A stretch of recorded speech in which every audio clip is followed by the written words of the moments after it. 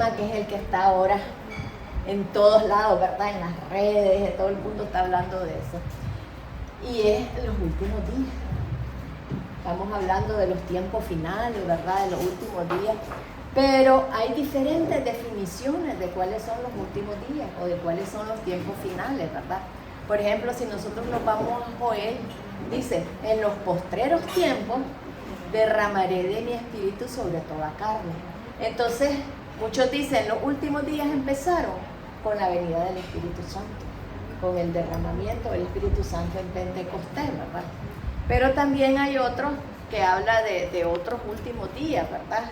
Y entonces, cuando Jesús dijo cuáles son las señales, que habrá guerra y rumores de guerra y terremotos y hambre y enfermedades, y por ejemplo, esas señales las estamos viendo. Estamos viendo guerras, rumores de guerra, estamos viendo terremotos. Los terremotos, si ustedes ven las estadísticas, han ido en aumento. Y oí el otro día una charla sobre eso que me gustó mucho, porque Jesús dijo, es como el parto, como señales de parto, como dolores de parto, ¿verdad? Y entonces decía la persona que estaba dando la enseñanza, ¿cómo son los dolores de parto? Empiezan, ¿verdad? Y cada vez van más intensos y más seguidos. Y entonces, por ejemplo, los terremotos cada vez van más intensos y más seguidos. Y las cosas cada vez van como aumentando más, ¿verdad? Entonces, así ha ido las cosas aumentando, que yo no le voy a decir de que nos estamos acercando rápidamente, ¿verdad? Otros dicen, ¿cuándo empezaron los últimos tiempos? Cuando Israel regresó a su tierra, ¿verdad? En 1948 empezaron los últimos tiempos, ¿verdad? Porque ya Israel regresó a tomar la tierra prometida. Entonces sí nos vamos acercando al final de los tiempos. ¿Cuánto tiempo queda? No sabemos, no les puedo decir, ¿verdad? Pero ese hecho de que Israel esté en guerra ahorita, pues eso nos alerta, ¿verdad? Porque yo escribí el otro día de que Israel es el reloj de Dios, y cuando Jesucristo venga va a ser para defender a Israel de una guerra donde la van a tener rodeada por todos lados, ¿verdad? Que eso no se ha dado todavía, pero podría ser que se dé, podría ser que las cosas se calmen, ¿verdad? Todavía.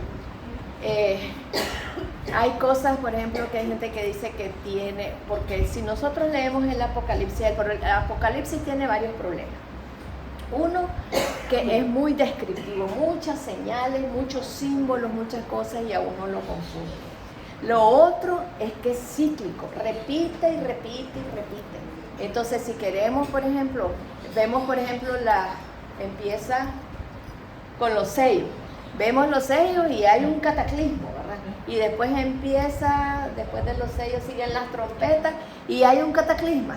Y otro, las copas y otra. Entonces, como que el mundo no es que el mundo se desbarata 3 veces o 4 veces, ¿verdad? Sino que es como cíclico, como que va contando, es una manera muy israelita, ¿verdad?, de contar.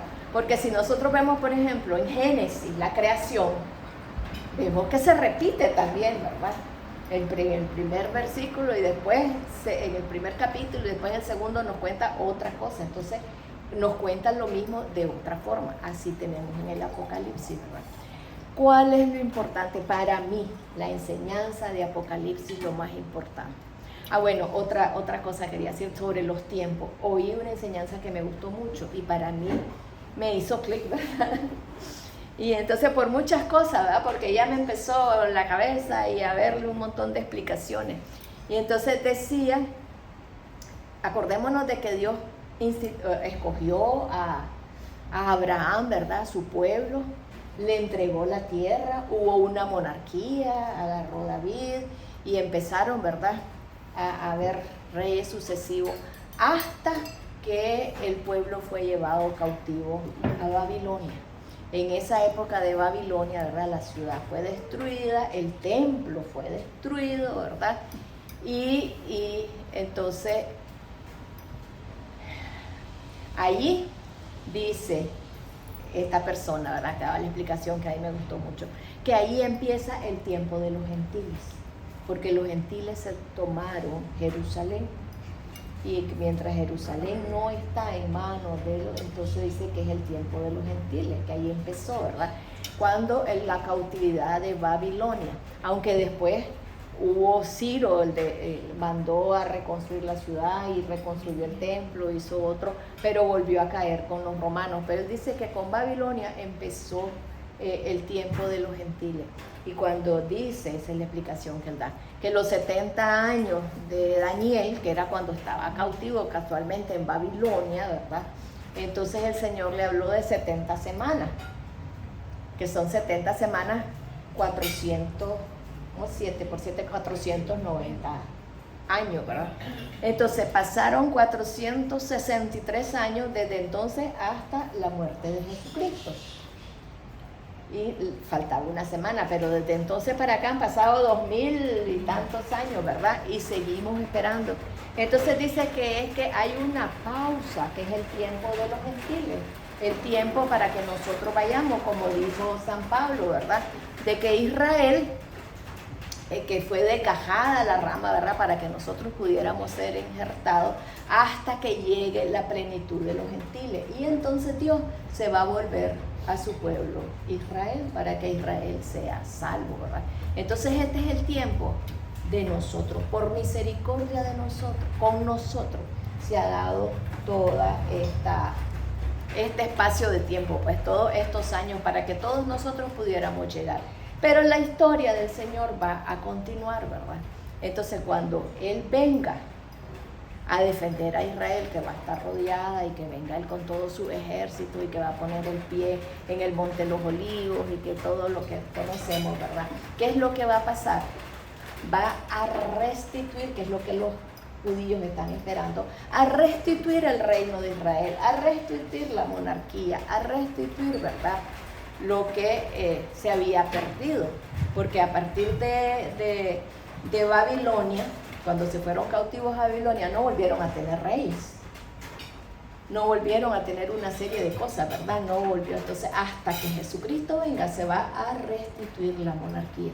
Por eso, a mí me hizo, porque en Apocalipsis dice, cayó Babilonia.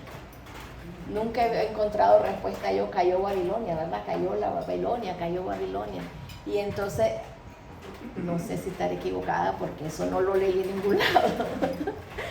Que cayó Babilonia, ¿por qué? Porque Babilonia fue el primero que se llevó a los judíos, o sea, cuando empezó la era de los gentiles, cuando dejaron de tener reyes, entonces al caer Babilonia quiere decir todo lo que estaba en contra del pueblo de Dios, todo lo que estaba. Entonces cayó Babilonia, cayó ese poder que había llevado al pueblo de Israel y lo había tenido cautivo. Cayó Babilonia y ya van a poder ser libres. Así lo interpreto yo, ¿verdad? No sé.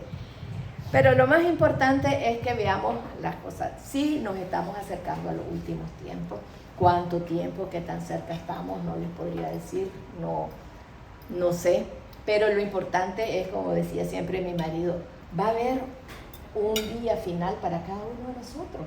Ya sea que venga Jesucristo o que nos muramos. Porque si Jesucristo no viene en los próximos años, nos vamos a morir. ¿Y qué? Nos vamos a enfrentar al Señor. Vamos a tener que dar cuenta de nuestros actos, ¿verdad? Y si nos toca pasar la tribulación, ahí es otra cosa. Está en la teoría del rapto, ¿verdad? O del arrebatamiento de la iglesia.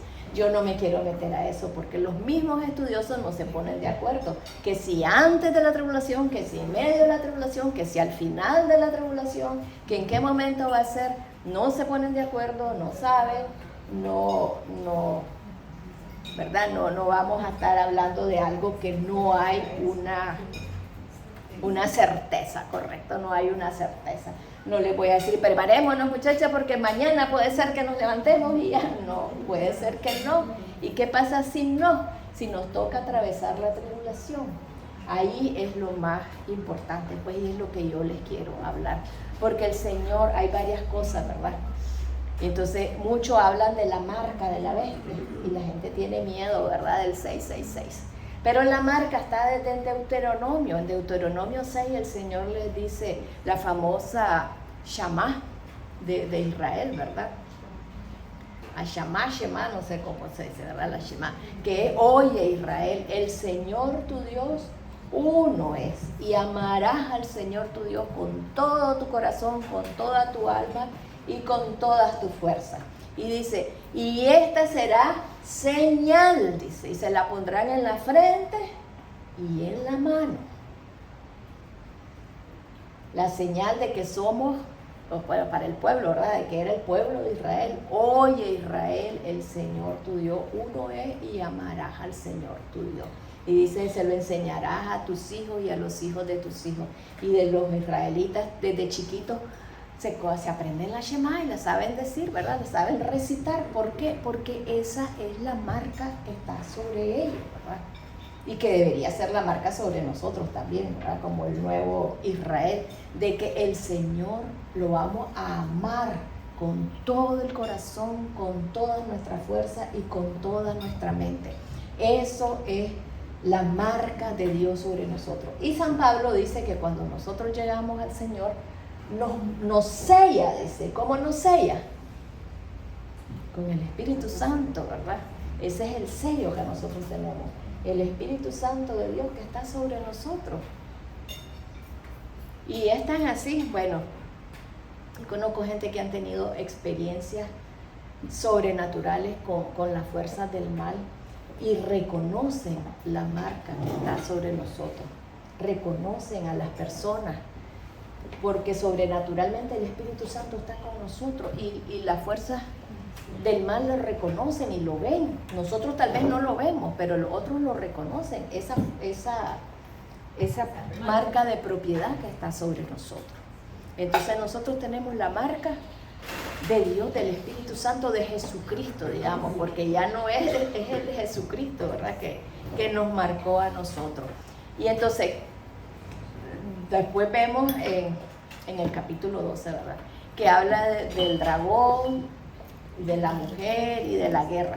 Aquí viene el dragón y repite la historia, ¿verdad? De que vino el dragón y que botó a la tercera parte y que vino Miguel a pelear. Eso fue la batalla antigua, cuando Satanás fue arrojado sobre la tierra y le fue a hacer la guerra a todos los otros hijos de la mujer. ¿Quiénes son los otros hijos de la mujer? Nosotros o el pueblo de Israel, ¿verdad? El pueblo de Israel y nosotros que somos el nuevo pueblo de Israel. Entonces, ¿qué es lo importante de notar ahí? Que estamos en guerra. Eso se nos olvida, pero estamos en guerra. Y es una guerra feroz, es una guerra a muerte. Porque nos odia, así como vemos la guerra que está ahorita, ¿verdad? Y las barbaridades que sucedieron, como entró Hamás y mató sin misericordia niños, ancianos y todo lo que pasó, ¿verdad? Ese es el odio que tiene Satanás contra nosotros también. Nos odia y nos quiere ver destruidos, nos quiere ver, o sea, él hace todo por destruirnos y por apartarnos de Dios. Ese, que nosotros dudemos de Dios, que nosotros nos apartemos de Dios. Entonces hay diferentes tácticas que él usa para apartarnos de Dios. Lo hemos hablado en otras ocasiones. Por ejemplo, la duda, es la primera, la duda. ¿Y será que Dios existe? ¿O que Dios te ama? ¿O que lo que Dios dijo es cierto? Mira que no sé cuánto. Empezamos a dudar de que las verdades de Dios son verdades eternas, inamovibles, ¿verdad? Y la otra cosa, antes había un correo que decía que Satanás, ¿cómo hacemos? Como no puedo ponerlo a pecar, dice, porque ya no lo voy a mandar a que haga, ¿qué es lo que voy a hacer? Le voy a ocupar el tiempo. Y esa es otra de las tácticas que tiene con nosotros, ¿verdad? Ocuparnos el tiempo, no nos queda tiempo para Dios.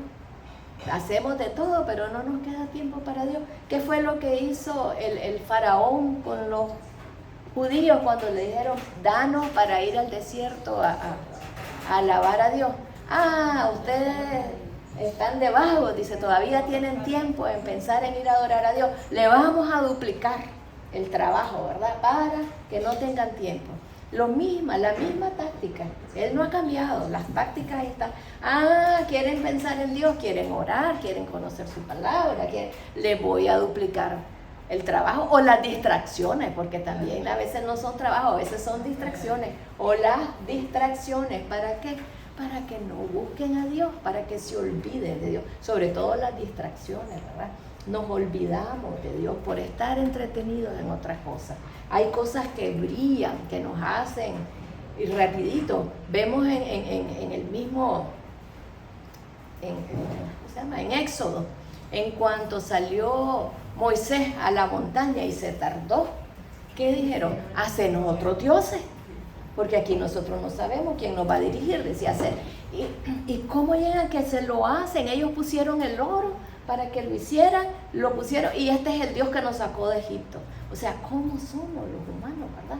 Cualquier cosa nos engaña, nos ponen cualquier cosa adelante y decimos, ese es mi Dios, en ese voy a poner mi confianza, ese es el que me va a llevar a donde tengo que ir, ese es el que me va a guardar, ese es el que...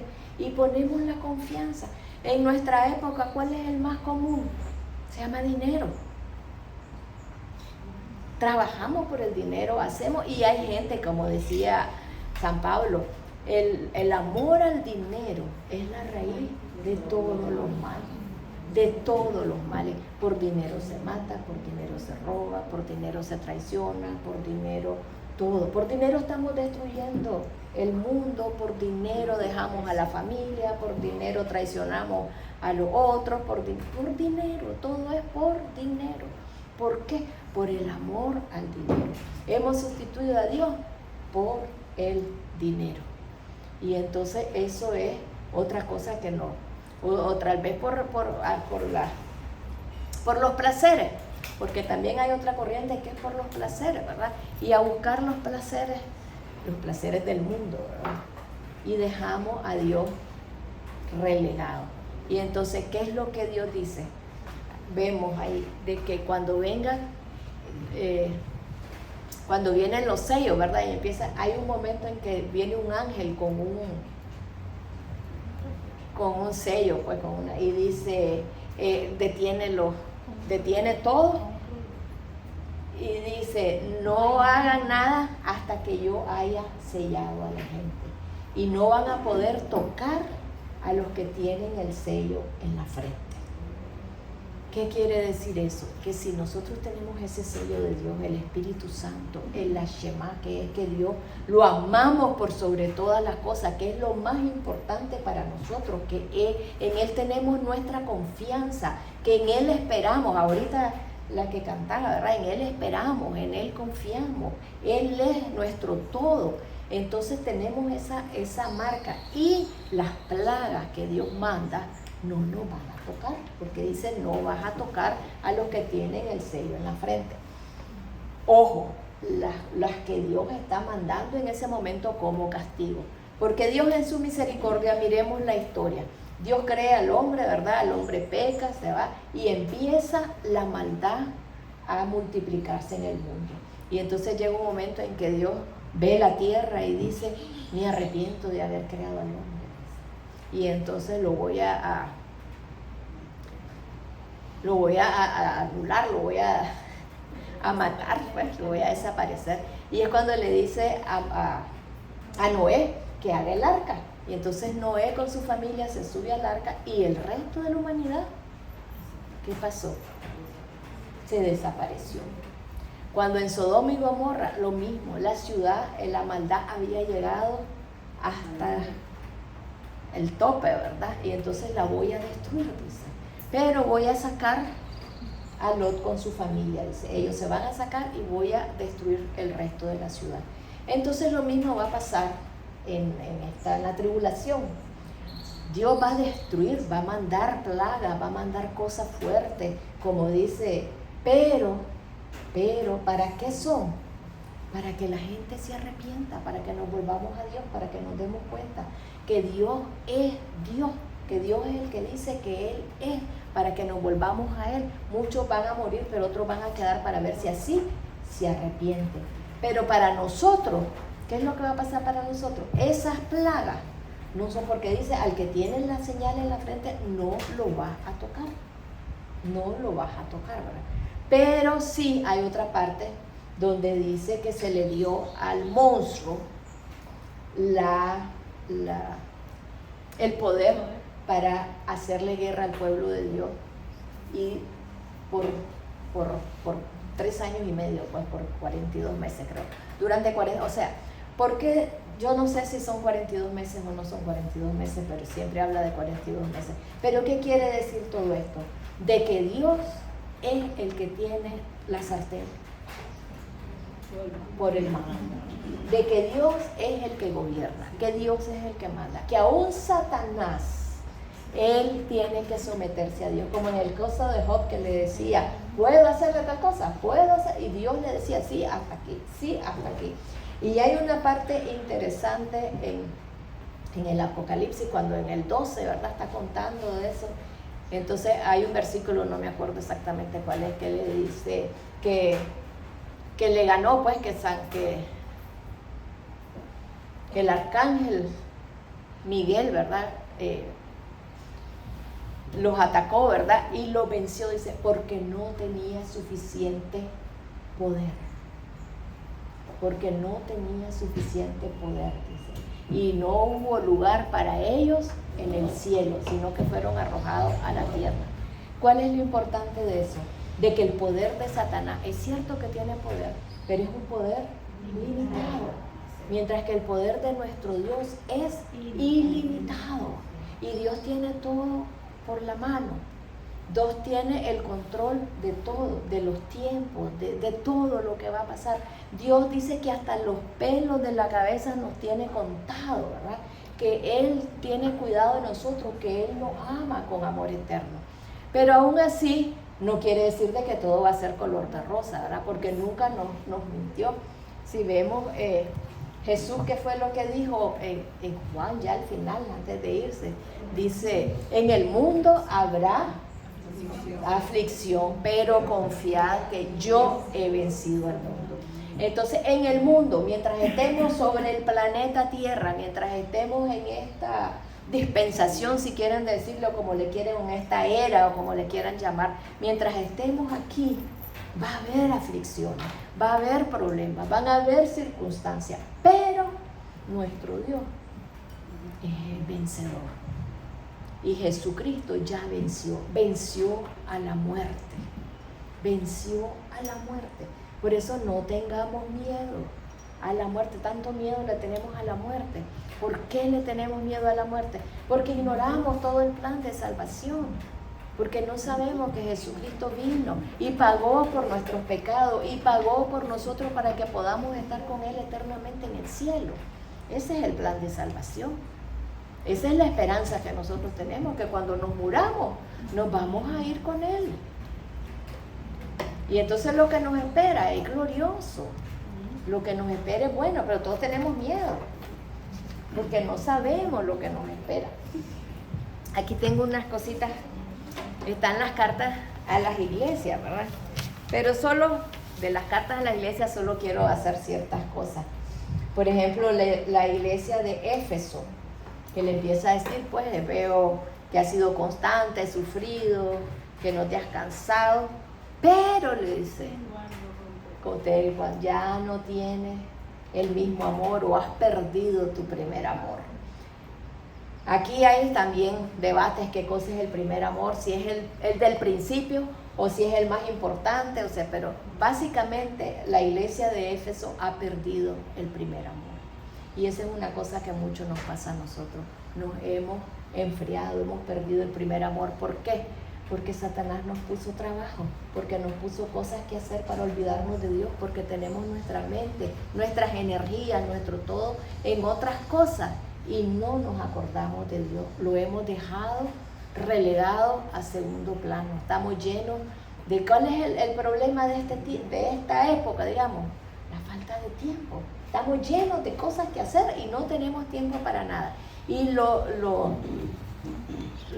ilógico, digamos, es de que se supone que en esta época tenemos más ayuda de la que ha habido nunca. Por ejemplo, si vemos en la época anterior, aquellos los muñequitos, luego a veces en las películas la gente lavando con una gran tina y una raqueta, ¿verdad? Lavando la ropa y colgando, y vemos aquellos patios llenos de sábanas y de ropa, pero una gran cantidad, ¿verdad? Que lavaron. Ahora le echamos a la lavadora y ya está. ¿Cuánto nos tardó en echarla a la lavadora? ¿Cuánto se tardaban antes? Y es todo lo que es, ¿verdad? Las cosas como los hornos, el microondas, metemos al microondas y ya salió, hacemos. O sea, muchas cosas que nos ayuda en las tareas de la vida diaria, ¿verdad? Que tenemos. Supuestamente para liberarnos el tiempo. Nos ha liberado el tiempo, pero lo hemos ocupado en otras cosas, en lo que no se debe, ¿verdad? Y entonces nos encontramos que cuando deberíamos de tener más tiempo, es cuando tenemos menos tiempo, cuando no nos da el tiempo para nada, ¿verdad? Cuando nos despertamos y cuando ya ha llegado la noche y no hice esto y no hice el otro y me quedo y aquí y allá. ¿Por qué? Porque no hemos aprendido, como decía San Pablo, que redimir el tiempo, porque los días son malos. Tenemos que aprender a redimir el tiempo. ¿Y cómo vamos a aprender a redimir el tiempo? Nosotros tenemos que decidir conscientemente qué es lo más importante, que el día de mañana, ¿qué voy a hacer el día de mañana? ¿Qué es lo más importante? Voy a hacer esto, esto y esto. Y entonces, ¿qué es lo que vamos a decir? Esto no es negociable. Y mira, te invito a que vengas. No es negociable, no puedo porque tengo tal cosa. Y ponemos ciertas cosas que son importantes y no las movemos, porque es nuestro tiempo con Dios, porque es nuestro tiempo con la familia, porque es nuestro tiempo. Tenemos que tener las prioridades y decidir esas prioridades, porque si no, nos vamos a ir. Y cuando nos demos cuenta, ya se fue el tiempo, se acabó el día y quedaron muchas cosas sin hacer. Entonces tenemos que aprender a redimir el tiempo. Y el primer amor, ¿verdad? Y miren qué difícil que es esto, porque le dice Dios, vuélvete a Dios, o si no, quitaré tu candelabro de su lugar. Yo no sé si ustedes entienden lo que quiere decir quitaré tu candelabro de su lugar, porque al principio en Apocalipsis 1 dice que están los 7 candelabros, que son la representación de las 7 iglesias, ¿verdad? Y Jesucristo se movía en medio de los candelabros. Si quita el candelabro, ¿qué quiere decir? Que la iglesia va a desaparecer. Entonces, perdiste tu primer amor si no te arrepentís y si no volvés a ese primer amor. Se llamaba quitaré el candelabro de tu lugar. O sea, no creamos que es poca cosa, ¿verdad? Que es juguete, como estoy con un pie aquí, un pie allá. Entonces no, para Dios es serio, para Dios es serio. Amarás al Señor tu Dios con todo tu corazón, con toda tu alma y con toda tu fuerza. En la iglesia de Esmirna, pues que es la siguiente, esa iglesia no le ve nada en contra. Le dice, veo tu sufrimiento y tu pobreza, pero aquí le dice algo, ¿verdad? Así que si estamos alineados con Dios y somos de la iglesia de Esmirna, ¿verdad? Le dice, no tengas miedo de lo que vas a sufrir. No tengas miedo de lo que vas a sufrir. Sé fiel hasta la muerte. Sé fiel hasta la muerte. Y si no me equivoco, corríjanme si me equivoco. Ahorita ha estado de moda, he visto mucho de San Policarpo. No sé quiénes han leído sobre la vida de San Policarpo de Esmirna, creo que era el obispo de Esmirna, ¿verdad? Y entonces cuando llegó en la época de Domiciano, dicen que andaba la persecución contra la iglesia, entonces habían matado a algunos cristianos y entonces dice, ahora busquemos a los líderes, dice. Entonces llamaron a San Policarpo, que era el obispo, ¿verdad? Era anciano ya, él tenía 80 y tantos años. Y entonces el procónsul, el que estaba ahí, le dice, renuncia a tu fe en Jesucristo o te voy a quemar. Y entonces él le contestó, pues, ¿por qué voy a renunciar a Jesucristo si en mis 80 y tantos años nunca me ha hecho daño? Y no le tengo miedo al fuego, porque va a ser un ratito y va a pasar. Pero si yo renuncio, el fuego del infierno no termina nunca. Y murió. lo mataron, o sea, entregó su vida, fue de los primeros mártires, ¿verdad? Por eso dice, no tengas miedo de lo que vas a sufrir, sé fiel hasta la muerte, sabiendo qué es lo que nos espera después de la muerte y que este mundo va a pasar y que vamos a morir. Si no moriste porque te quemaron, si no moriste porque te cortaron la cabeza, si no moriste porque no sé qué otra cosa puede pasar, vas a morir del corazón, vas a morir de un cáncer, vas a morir de qué sé yo, de COVID o de yo no sé de qué, ¿verdad? Tantas enfermedades pero vas a morir, no te vas a quedar eternamente. Entonces hay que ver, y Jesús mucho habló de eso, cuando dice, ¿cómo es que dice? Que por salvar tu vida, el que quiera salvar su vida la perderá, pero el que pierda su vida por amor a mí, la recuperará, dice uno de los versículos, ¿verdad? Entonces no tengas miedo, si en algún momento, porque hay iglesias perseguidas, ahorita estamos aquí pero hay iglesias perseguidas que los agarran y renuncias a tu fe o te cortamos la cabeza. En los países musulmanes eso les pasa, ¿verdad? Y en otros países les hacen otras cosas terribles. Entonces no creamos que vamos a estar todo el tiempo así. La maldad va a avanzar, la maldad va a crecer y va a llegar un momento en que te van a confrontar. ¿Y qué vas a hacer? ¿Y qué vas a hacer? Yo les he contado que cuando estuve en el Coliseo Romano, ¿verdad? Estoy en la arena y me dicen, mira, allá salían las fieras. Y veo, ¿verdad? Y me veo en la arena y me dice el Señor, ¿y qué vas a hacer vos si estás un día así? ¿Qué harías? Y yo me quedé, no sé, le digo, déjame pensarlo. Y pasé días pensándolo, no crean que dije, sí. Al final llegué a la conclusión, sí moriría, le digo, pues lo digo ahora en frío, pero sí, le digo, sí moriría, le digo, ¿verdad? Pero es algo que tenemos, yo por lo menos le digo, pasé días pensándolo. Y entonces, vayamos preparándonos, ¿qué haríamos en ese momento, verdad? ¿Qué decisión tomaríamos? ¿Vamos a renunciar a la fe? ¿O nos vamos a aferrar a la fe, aún ser fiel hasta la muerte? A la iglesia de Pérgamo, ¿qué es lo que le dice? Que sigue siendo fiel y no renegaste, a pesar de que mi testigo, dice, lo vieron morir, ¿verdad? Pero le dice, tengo contra ti que toleras la enseñanza de Balaam. ¿Quién era Balaam? ¿Se acuerdan de Balaam? Aquel que contrataron para ir a maldecir por una recompensa. Le ofreció una cantidad grande de dinero el rey para ir a maldecir al pueblo de Israel, ¿verdad? O sea que Balaam amaba el dinero. ¿Toleras qué?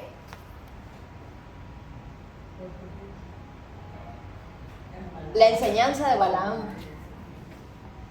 Y la otra cosa que vemos a Balaam más adelante, cuando ellos están ya, que Balaam le dice, ok, no los hemos podido vencer. Entonces le dice, hagan que las mujeres moabitas, creo que eran las moabitas, se mezclen con los israelitas y que las mujeres los aparten de Dios. Entonces hay dos cosas que vemos en Balaam, ¿verdad? Uno, el amor al dinero, y dos, atraer sexualmente a los hombres para apartarlos de Dios. O sea, lo que hablábamos de la otra cosa, los placeres para apartarlos de Dios. Es mi interpretación. Así que, ¿y qué es lo que le dice? Vuélvete a mí, le dice, si no pelearé con la espada de mi boca, porque en esta dice el que tiene la espada afilada en la boca, ¿verdad? Entonces, si no te vuelves a mí, dice, yo mismo voy a pelear contra ti. En la iglesia de Tiatira le dice, conozco tu amor, tu fe, tu servicio y tu constancia. Pero, le dice, toleras a Jezabel que engaña a mi siervo. ¿Se acuerdan de la historia de Jezabel? Que Jezabel había introducido el culto a Baal y a Acera. Había introducido el culto y tenía 450 profetas de Balaam que comían, que los alimentaba, que los mantenía y todo, ¿verdad? Para el culto de Balaam, y como ella era la reina y tenía el poder, obligaba a la gente a ir donde Balaam. Ahí fue donde salió Elías. Me encanta a mí ese pasaje de Elías en el monte cuando le dice: decidan ahora a quién van a servir, si a Dios, a Jehová, como dice, a Yahweh, o a Balaam. ¿Y quién va a ser? ¿Cómo vamos a probar? El Dios que haga descender fuego del cielo, el Dios que pueda. Y entonces los profetas de Balaam pasaron todo el día, ¿verdad? Y nada. Y dice, a la hora del sacrificio, o sea, respetaba a la hora del sacrificio, vino Elías, preparó el altar, es como, le encanta hacer teatro, pues como teatral, ¿verdad? Porque le echó agua, hizo una zanja y le echó agua en la zanja, agua en el sacrificio, agua por todos lados, y clamó por fuego del cielo, y el agua se desapareció, se quemó y todo, ¿verdad? Y en ese momento la gente reconoció a Dios como el Dios verdadero. Entonces le dice, tolera a Jezabel, que engaña a mi siervo a ir tras otros dioses. ¿A qué dioses no pueden estar llevando? Ya les decía, ¿verdad? A los dioses, a los hedónicos, dice al hedonismo, pues cuando es los placeres, a buscar el dinero. Hay otras ahora, también está de moda el ¿cómo se llama? El empoderamiento. Tú puedes, el yo, ¿verdad? Tú puedes, busca tus sueños, seguir tú no sé cuánto, y entonces no tenemos un Dios que tiene planes para nosotros, que dice que de antes de la fundación del mundo, Él pensó en nosotros y preparó planes, tuvo propósitos para cada uno de nosotros, para que hiciéramos cosas. Pero ¿qué es lo que nos enseña esto? No, olvídate de Dios, niña, vos seguí tu vida, seguí tus sueños, conquistar, hacer, vos podés, en tu voz está la fuerza.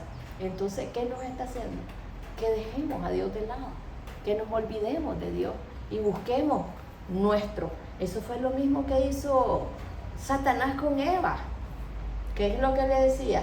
No, niña, no creas de que bajamos. Lo que pasa es que Dios sabe que cuando comas de ese árbol vas a ser igual que Dios. No vas a necesitar estarle preguntando a Dios lo bueno y lo malo. No vas a necesitar estarlo obedeciendo. No vas a necesitar, sino que vos vas a decidir.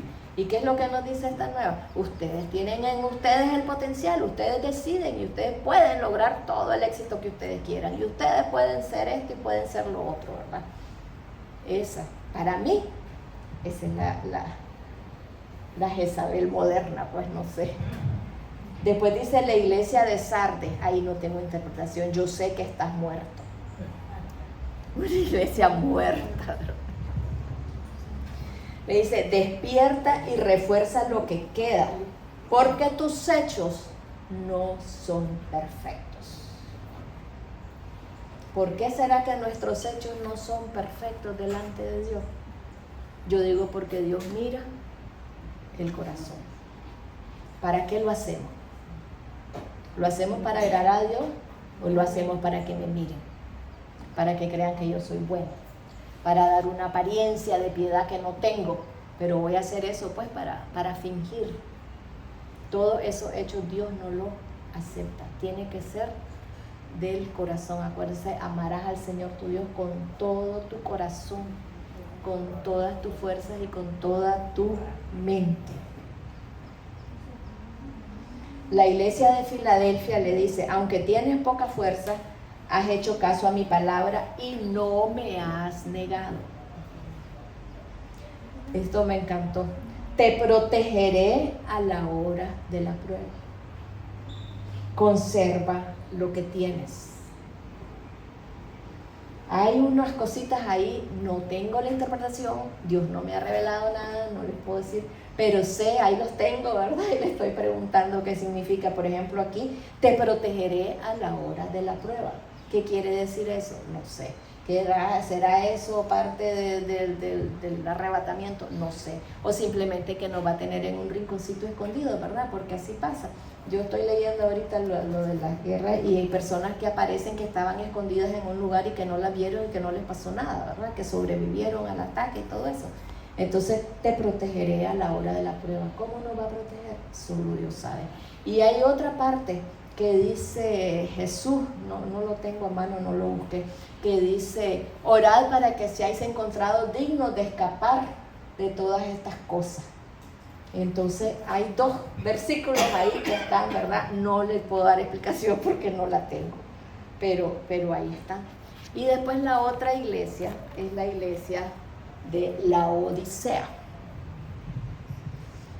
En esto hay muchas explicaciones. Hay unas personas que dicen de que las iglesias están en orden como por la historia de la iglesia, y que entonces la iglesia de Filadelfia es la iglesia de la época de Jesucristo, la iglesia primera. Después la otra que dice que es perseguida era la época de los apóstoles, que hubo mucha persecución, como les conté, de San Policarpo, donde murieron los apóstoles, de todo eso. Después la otra iglesia ya es, bueno, van poniéndole fecha. Y que la Odisea es la que estamos nosotros. Hay otros dicen de que es un retrato de todo lo que sucede en las iglesias en todo el tiempo, ¿verdad? Porque la verdad es que todos caemos en una de esas cosas. Entonces, la Odisea era una ciudad muy próspera. Caía en el de la prosperidad. Era un centro bancario. Y dicen, si ustedes ponen a estudiar la Odisea, lo primero que van a encontrar es que un gran terremoto destruyó la ciudad y el emperador les ofreció dinero para reconstruir la ciudad. Y ellos le dijeron, no necesitamos, nosotros tenemos suficiente dinero, nosotros solo la vamos a reconstruir. Y ellos reconstruyeron la ciudad, tenían suficiente dinero, era una ciudad muy rica la Odisea. Tenía una escuela de medicina que dice que estudiaba sobre todo los ojos, y tenía un colirio que sanaba varias enfermedades de los ojos, ¿verdad? Y también producían una lana negra que era muy preciada y muy cara. Por eso es que el Señor le dice que eres pobre, que eres ciego y desnudo, ¿verdad? Porque son las 3 cosas de las que ellos se jactaban, ¿verdad? De la riqueza de la ciudad. Pero entonces, la Odisea era alimentada, para los romanos era muy importante el agua, y ustedes ven todavía que existen aquellos arcos, los acueductos romanos, ¿verdad? Y hay unos que están funcionando todavía desde la época romana, ¿verdad? Y vemos los acueductos, los grandes arcos que se ven ahí, arriba iba el agua, ¿verdad? Eran los acueductos. Entonces en la Odisea habían 2 fuentes de agua. Una venía de la montaña, cuando se derretían los hielos y era un agua muy fría, y era un agua refrescante, se podía tomar, era un agua. La otra venía de los termales, era un agua caliente porque venía de los termales.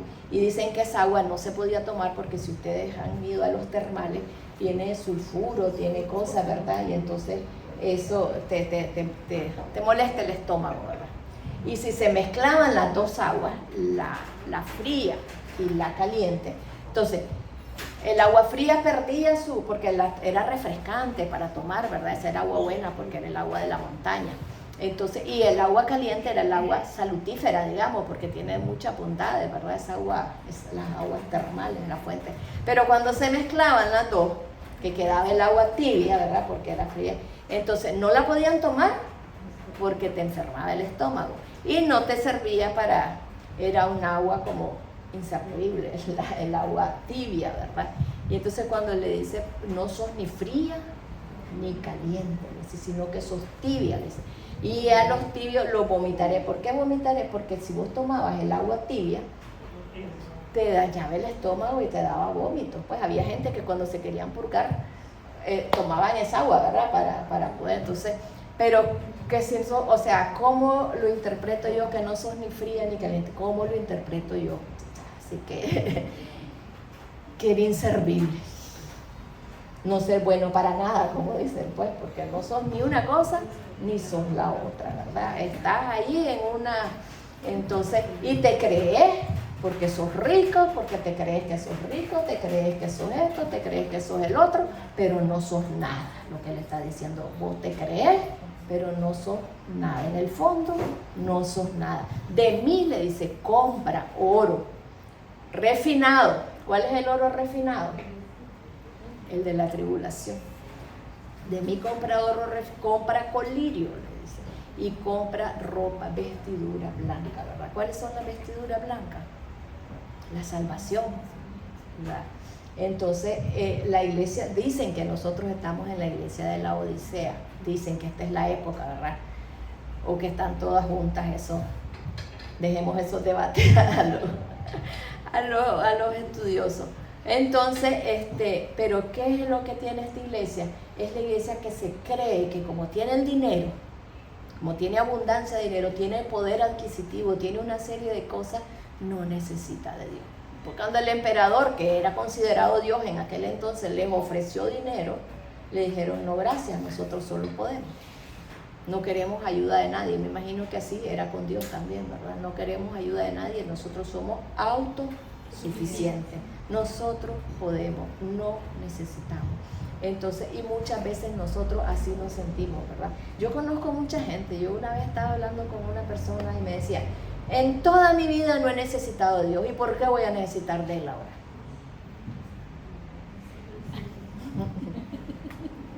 Y hay mucha gente que así cree. ¿Por qué? ¿Por qué voy a ir ahora a buscar a Dios? ¿Por qué? ¿Verdad? Entonces,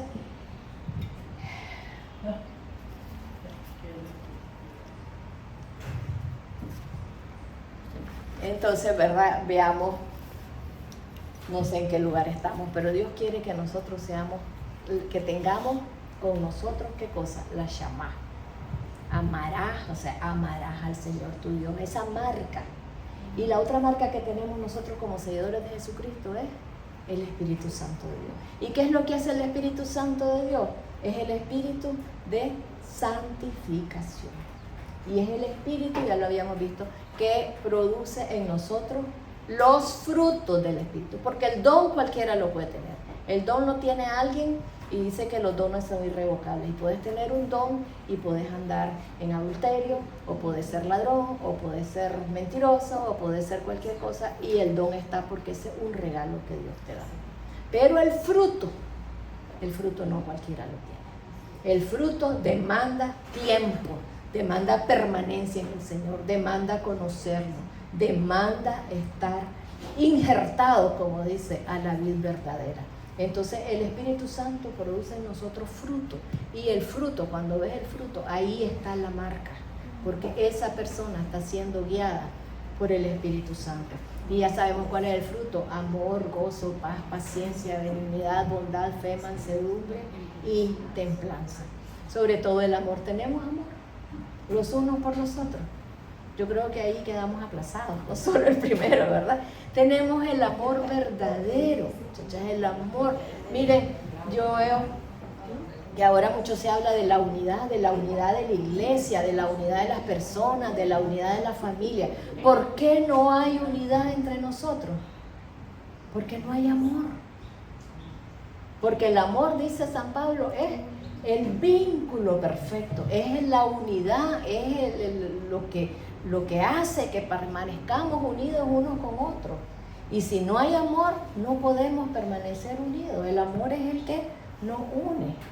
Y entonces, ¿qué es el amor? Como lo define San Pablo: el que todo lo cree, todo lo sufre, todo lo perdona, que no busca lo suyo, que no es orgulloso, no es jactancioso. Entonces, examinémonos nosotros. Todo lo perdonamos, todo lo sufrimos, todo lo aguantamos. Lo primero que te enseñan es, en el mundo, ¿verdad? No aguantes, no te dejes, poner un tope. Si no pones un límite, después no vas a aguantar. Es lo primero, todo lo cree. Eso es lo primero. Uy, yo no te creo. Todo lo pongo en tela de duda. Todo lo cree, todo lo sufre, todo lo perdona, ¿verdad? Que no busca lo suyo. O sea, no busco lo mejor para mí, sino que busco el bien de los demás. Y eso es muy difícil de nosotros, ¿verdad? No busca lo suyo. ¿Qué más dice? No guarda rencor. Entonces, ¿y Dios? ¿Qué es lo que Dios quiere? ¿Qué es lo que oró Jesús en la oración final en San Juan 17? Padre, que sean uno, como tú y yo somos uno. ¿Qué es lo que Dios quiere en nosotros? La unidad del cuerpo de Cristo. La unidad, porque dice, si somos un cuerpo, imagínense que se peleen mis dedos y este jala para allá y este jala para acá y yo quiero agarrar algo y no puedo porque están solo los dedos. Y ahora vamos todo el cuerpo, que vamos a caminar y este pie jala para allá y el otro pie jala para allá, me caigo. Y que vamos, entonces el cuerpo de Cristo, uno, en una sola dirección. ¿Y quién dirige? La cabeza. ¿Y quién es la cabeza? Jesucristo. Entonces, si todos estamos en obediencia a Jesucristo, vamos a ir en una misma dirección. Pero si cada uno jala por su lado, va a ser un caos. Entonces, el amor es la marca distintiva. San Agustín decía que cuando muramos vamos a ser juzgados por cuánto amamos. Nos van a poner un amorímetro ahí. Vamos a salir ahí medio. Entonces es el amor lo que tiene que ser, ¿verdad? Esa es la marca de nosotros, ¿verdad? El amor. En esto conocerán que son mis discípulos, en que tengáis amor los unos por los otros. Y si alguien viene aquí y nos ve en el momento que van a decir, ¿se aman o no se aman? ¿Cómo lo van a ver? Y si llegan a tu casa y empiezan a ver, ¿qué van a decir? ¿Hay amor o no hay amor? Y si lo ven en el trabajo, ¿hay amor o no hay amor? Y si lo ven, ¿hay amor? En esto conocerán que son mis discípulos, que haya amor los unos por los otros. Bueno, aquí tenía yo que en muchas de las imágenes de Apocalipsis son los truenos, los relámpagos, ¿verdad?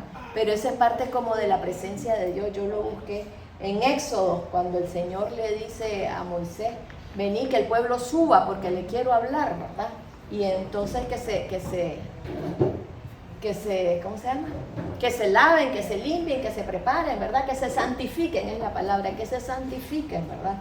Y entonces en la madrugada del tercer día, dice, hubo trueno y relámpago y una densa nube se posó sobre el monte. Un toque muy fuerte de trompeta puso a temblar a todos los que estaban en el campamento. Y tuvieron miedo y le dijeron a Moisés, no, que no nos hable Dios, que te hable a vos y vos nos hablas a nosotros porque nos da miedo, ¿verdad? Pero la presencia de Dios muchos la manifiestan, ¿verdad? Así con truenos, con relámpagos, con temblores, que la tierra tiembla, con todo eso, eso lo vemos ahí, porque es como la magnificencia de Dios, el poder de Dios, la autoridad de Dios, lo vemos, ¿verdad? Otra cosa que tenía San Pedro, cuando San Pedro escribe al final dice, por medio de las profecías, está hablando de las profecías, por medio de las profecías nos ha dado sus promesas, que son muy grandes y de mucho valor, por las cuales llegaréis a tener parte en la naturaleza de Dios. Y escaparéis de la corrupción que los malos deseos han traído al mundo. Por eso, aquí es donde quería llegar, por eso debéis esforzaros por añadir a la fe, la buena conducta. A la buena conducta, el conocimiento. Al conocimiento, el dominio propio. Al dominio propio, la paciencia. A la paciencia, devoción. A la devoción, el afecto fraternal. Y al afecto fraternal, el amor. Aquí casi están los dones, ¿verdad? Lo que decía San Pablo, del fruto.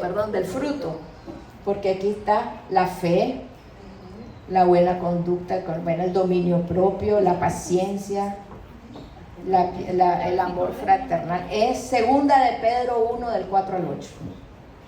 Si poseéis estas cualidades y las desarrolláis, ni vuestra vida será inútil, como la de la iglesia de la Odisea, ¿verdad? Ni vuestra vida será inútil, ni habréis conocido en vano al Señor Jesucristo. Entonces, ¿qué es lo que necesitamos? Fe, buena conducta, conocimiento, dominio propio, paciencia, devoción, afecto fraternal y amor. Después sigue hablando, dice, el Señor sabe librar de la prueba a quienes viven entregados a Él.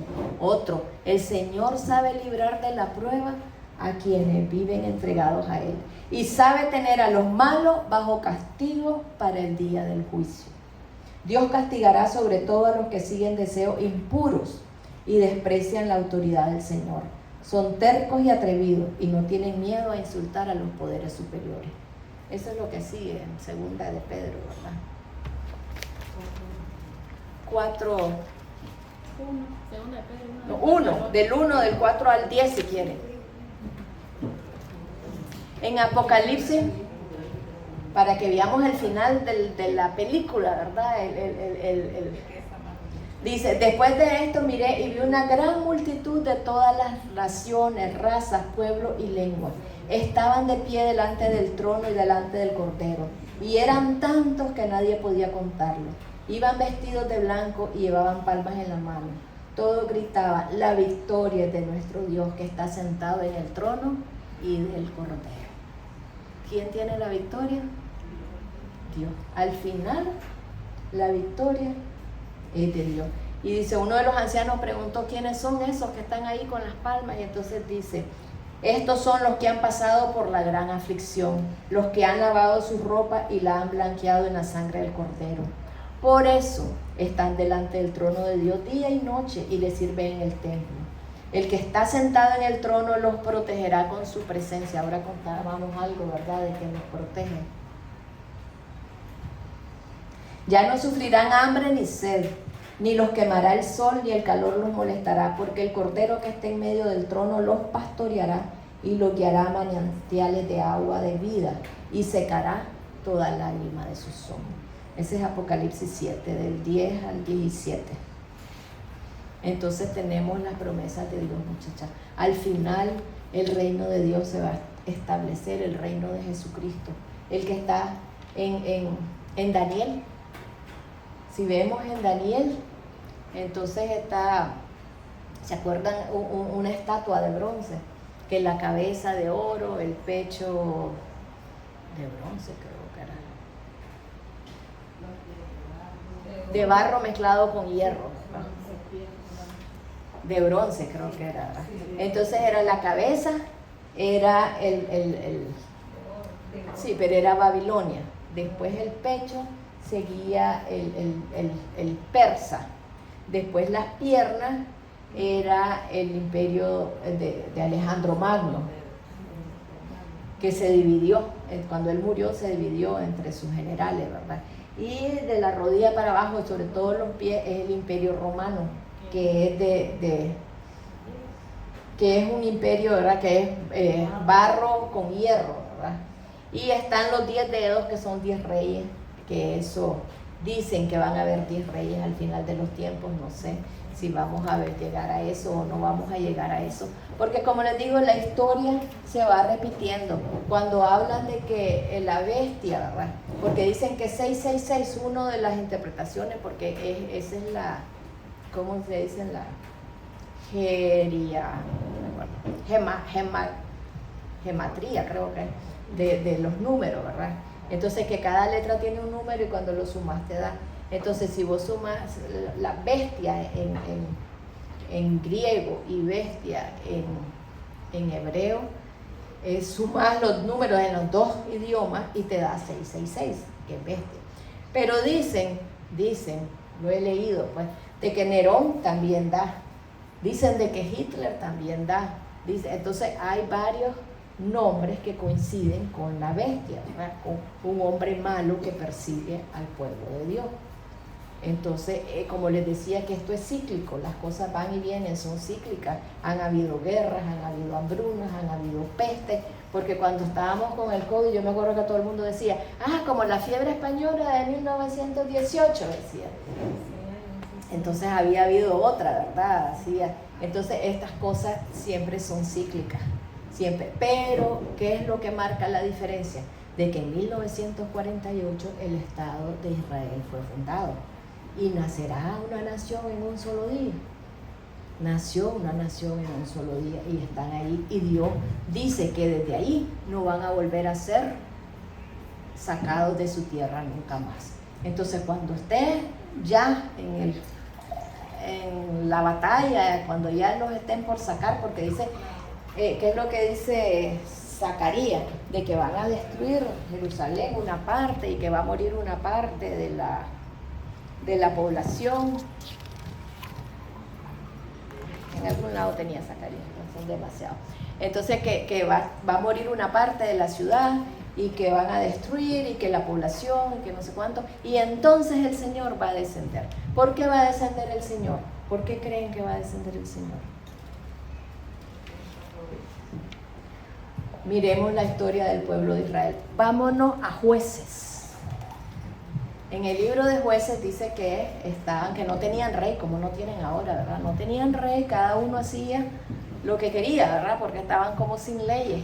Y entonces se iban a adorar a otros dioses. Y entonces venía una nación y los invadía. Entonces ellos clamaban a Dios y Dios levantaba a un caudillo, a un líder, a alguien que los dirigía en la batalla y los liberaba.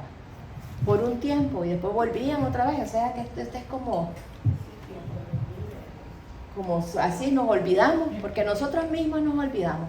A veces estamos clamando a Dios, ay Señor, de rodillas, mira que tengo este problema, y oramos y oremos, ayúdame a orar, y todos orando, ¿verdad? Cuando ya por fin Dios te lo dio, estás agradecido, gracias Señor, me lo dio, pero al año se te olvidó.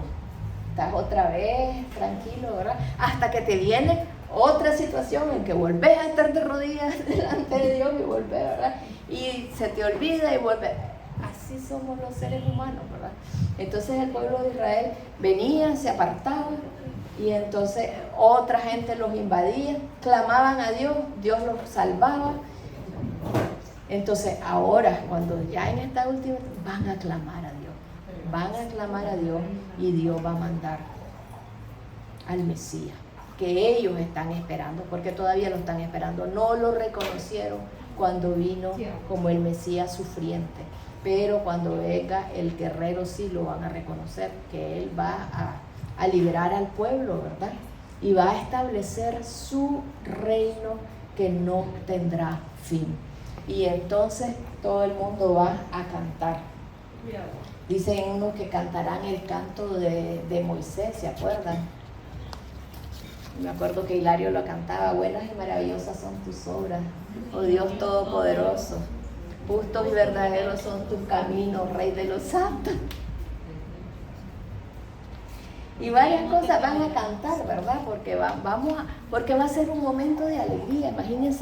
Imagínense que están peleando, yo no sé quiénes pelearon, no me quiero meter a política, pero no sé quiénes pelearon aquí, ¿verdad? En la guerra. Y cuando hay un triunfo, la victoria, el canto, la alegría, la celebración. Entonces vamos a celebrar que nuestro Rey vive, que nuestro Dios reina, que nuestro Dios ganó, que Él tiene la victoria.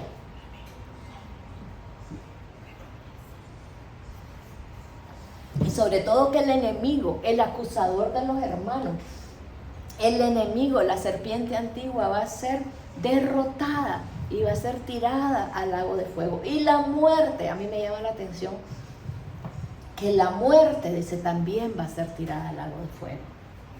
La muerte. Así que ya no va a haber más muerte, ya no va a haber más llanto, ya no va a haber más tristeza, ya no va a haber hambre, ya no va a haber lágrimas, ya no va a haber, sino que el Cordero nos va a pastorear para siempre. Tenemos un Dios todopoderoso que está en control de cada situación, que controla nuestra vida, que controla nuestras circunstancias, que controla los cabellos de nuestra cabeza. ¿Y qué es lo que quiere?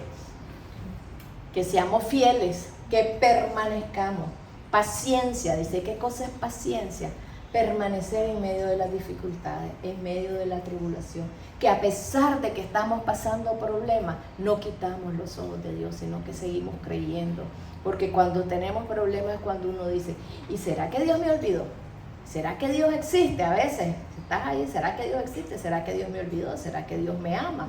¿Será que Dios se da cuenta? Que oye, esa es otra cosa que me gustó, oye las oraciones. Hay una parte en que dice que los ángeles agarran las oraciones y los pone con el incienso, los mezcla con el incienso y los llevan al altar, ¿verdad? Las oraciones Dios siempre las oye, Dios siempre las oye. A veces está callado, ¿verdad?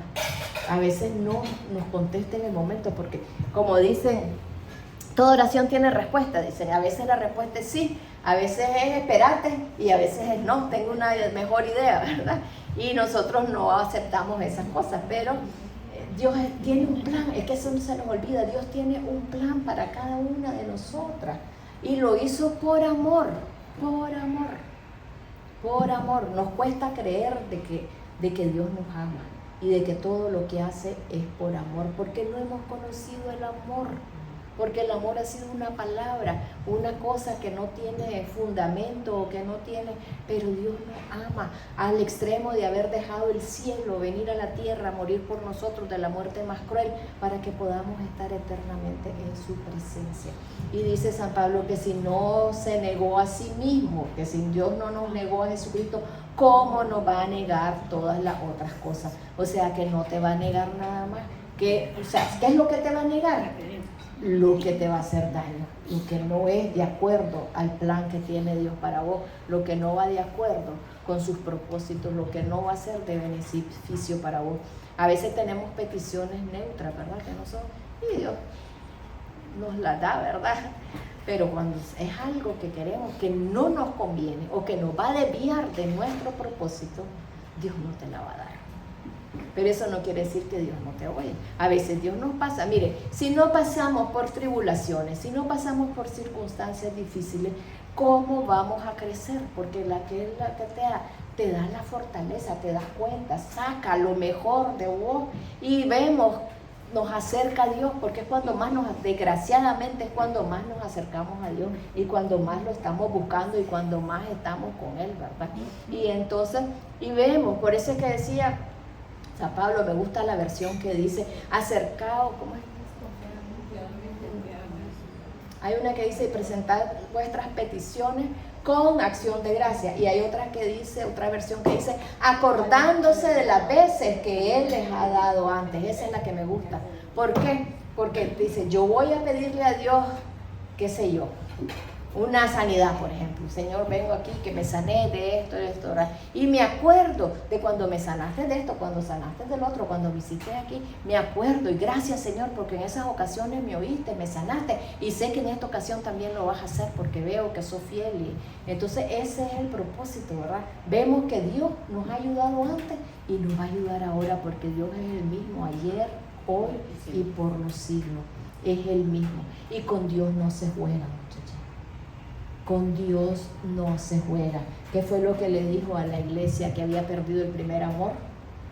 Si no te vuelves, quitaré el candelabro de tu lugar. O sea, te vas a desaparecer. ¿Y qué es lo que le espera a todos los que no están con Dios? La destrucción. ¿Qué pasó en Sodoma y Gomorra? Fueron destruidos.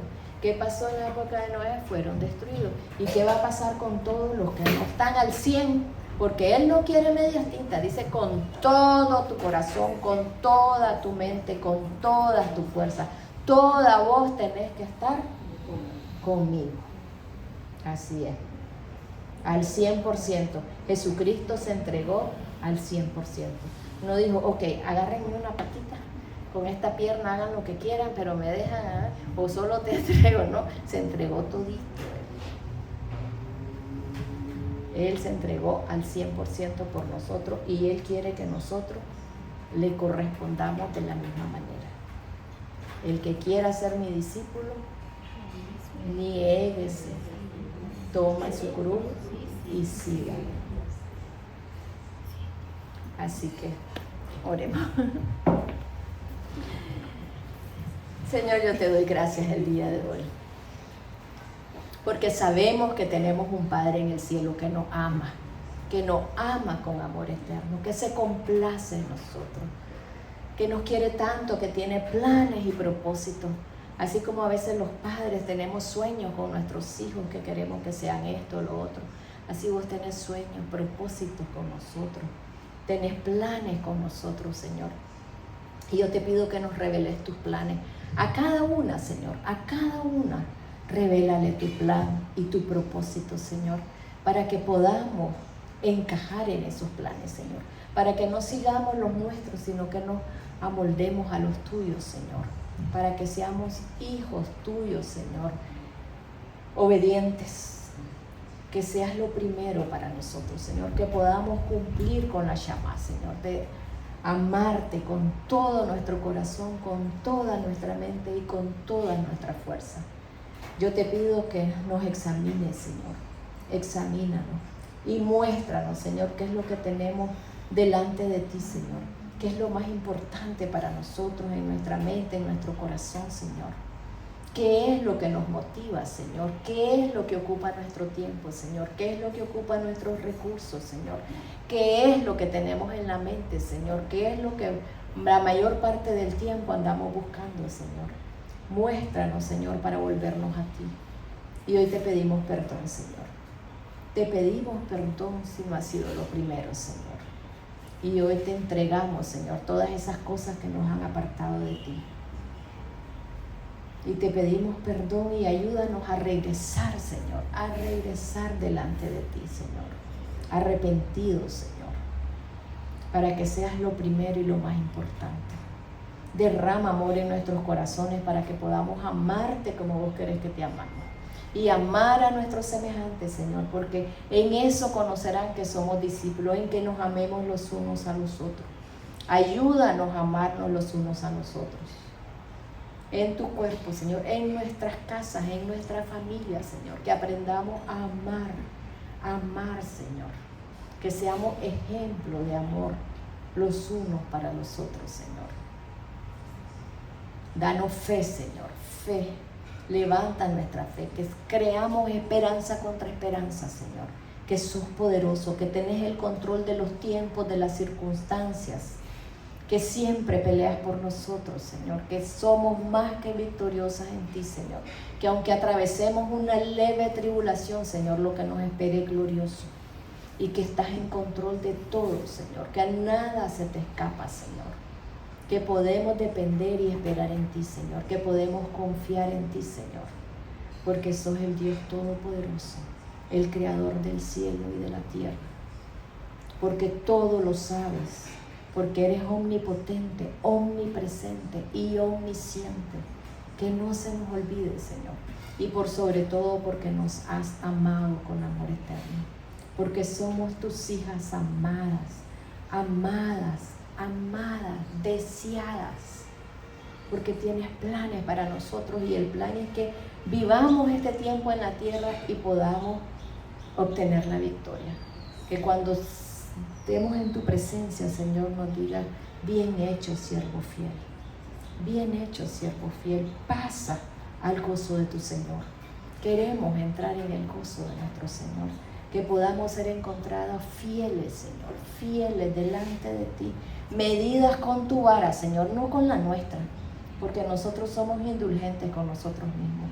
Con tu vara, Señor, mídenos y muéstranos, porque estamos a tiempo de enderezar el camino, porque estamos a tiempo de volver a la senda correcta, Señor, porque estamos a tiempo de arrepentirnos, Señor. Como le decía a las iglesias, vuélvete a hacer las cosas primeras, arrepiéntete, que podamos arrepentirnos, Señor, que podamos ponernos en la relación correcta contigo, Señor. Y si vamos a pasar por tribulación, Señor, y si las cosas se van a poner más difíciles cada día, que vayamos siempre tomadas de tu mano, Señor, sabiendo que no nos abandonas nunca, Señor, y que contigo podemos atravesar las circunstancias, Señor, que tú nos fortaleces, que tú nos das la valentía, que tú nos das la fe,